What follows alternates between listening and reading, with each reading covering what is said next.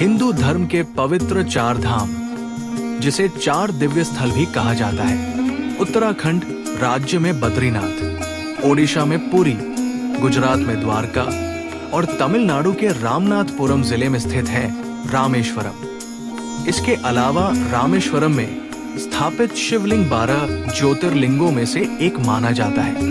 भारत के उत्तर में काशी की जो मान्यता है, वही दक्षिण में रामेश्वरम की वही मान्यता है।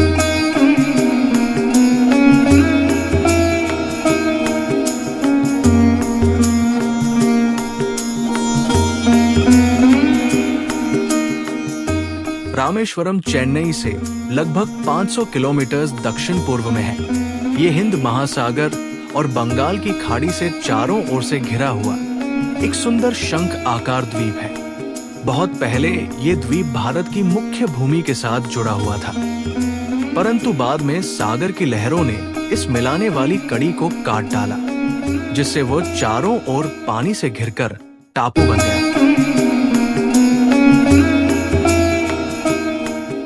यहाँ भगवान श्री राम ने लंका जाने के लिए पत्थरों के सेतु का निर्माण करवाया था, जिस पर चढ़कर वानर सेना लंका पहुंचे। बाद में श्री राम ने विभीषण के अनुरोध पर धनुषकोडी नामक स्थान पर यह सेतु तोड़ दिया था। आज भी इस 30 मील लंबे सेतु के अवशेष सागर में दिखाई देते हैं।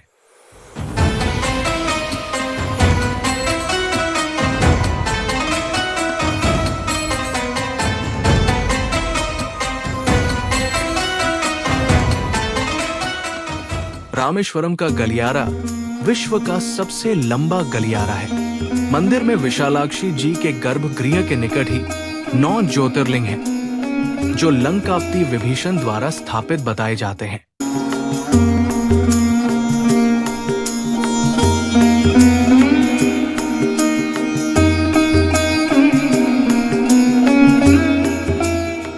ये मंदिर भारतीय निर्माण कला और शिल्प कला का एक सुंदर नमूना है।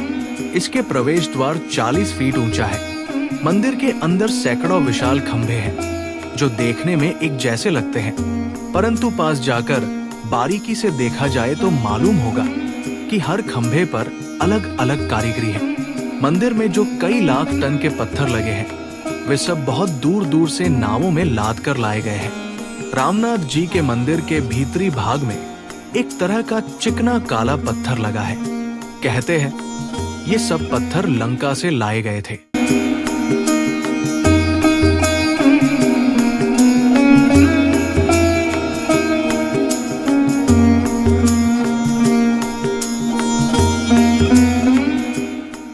रामेश्वरम के विख्यात मंदिर की स्थापना के बारे में रोचक कथाएं कही जाती है। ऐसा माना जाता है कि भगवान श्री राम ने युद्ध के बिना सीता जी को छुड़ाने के लिए बहुत प्रयत्न किया, पर रावण के न मानने पर विवश होकर उन्होंने युद्ध किया। इस युद्ध हेतु श्री राम को वानर सेना सहित सागर पार करना था, जो अत्यधिक कठिन कार्य था।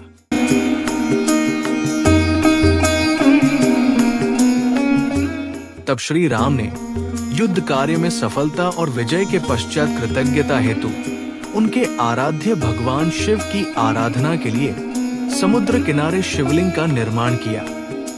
तभी भगवान शिव सव्यम ज्योति स्वरूप प्रकट हुए और उन्होंने इस स्थान को श्री रामेश्वरम का नाम दिया।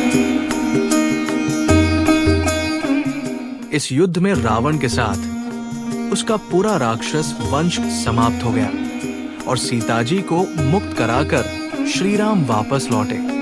शिवलिंग की स्थापना करने के पश्चात इस लिंग को काशी विश्वनाथ के समान मान्यता देने हेतु उन्होंने हनुमान जी को काशी से एक शिवलिंग लाने को कहा।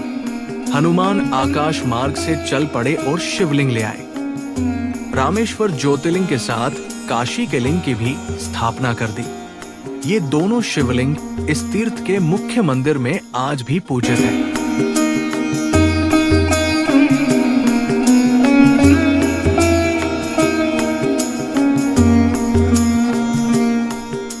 रामेश्वरम का मंदिर है तो शिव जी का, परंतु उसके अंदर कई अन्य मंदिर भी हैं।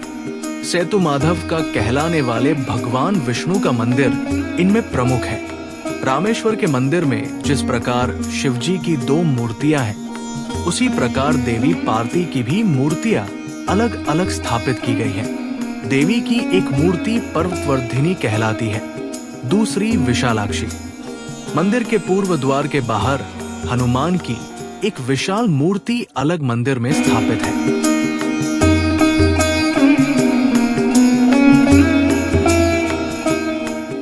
रामेश्वरम शहर और रामनाथ जी का प्रसिद्ध मंदिर इस टापू के उत्तर के छोर पर है। टापू के दक्षिणी कोने में धनुषकोडी नामक तीर्थ है, जहां हिंद महासागर से बंगाल की खाड़ी मिलती है। इसी स्थान को सेतुबंध कहते हैं। लोगों का विश्वास है कि श्री राम ने लंका पर चढ़ाई करने के लिए समुद्र पर जो सेतु बांधा था, वो इसी स्थान से आरंभ हुआ। इस कारण धनुषकोटी का धार्मिक महत्व बहुत है।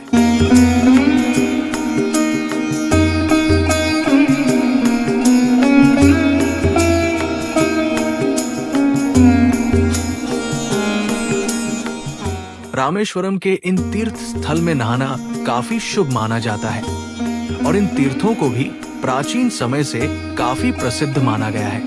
वैज्ञानिक का कहना है कि इन तीर्थ स्थल के पानी में अलग अलग धातुएं मिली हुई हैं। इस कारण उनमें नहाने से शरीर के रोग दूर हो जाते हैं और नई ताकत आ जाती है।